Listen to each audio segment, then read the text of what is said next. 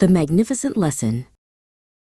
The workshop of Mr. Alva was the loudest, brightest place in the whole city. Sparks flew, coils whirred, and the air smelled like possibility. Mr. Alva wasn't just an inventor.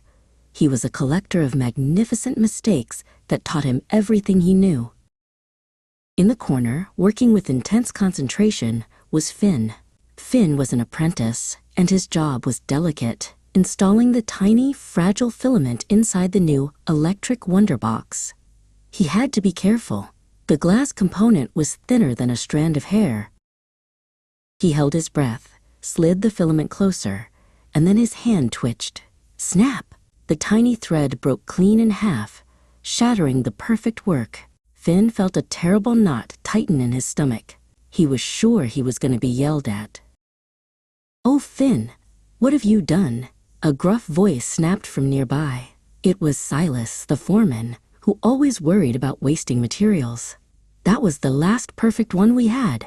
Now we must start over, all because you weren't careful." Hearing the commotion, Mr. Alva walked over. He didn't look at the broken filament or at Silas's frowning face. He only looked at Finn, whose shoulders were slumped with shame and fear, wishing the floor would swallow him whole. "Silas, worry about the next piece, not the last one," Mr. Alva said quietly. He knelt down beside Finn, making sure their eyes met.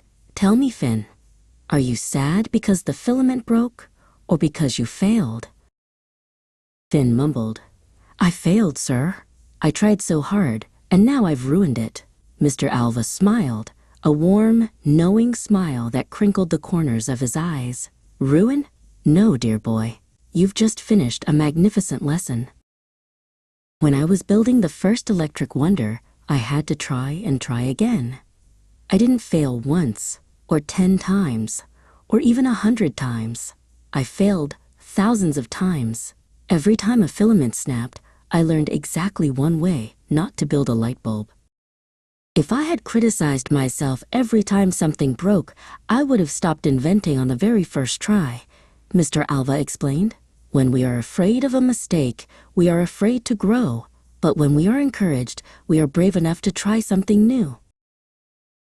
Finn stood up, a spark replacing the shame in his eyes. "So we haven't failed, sir.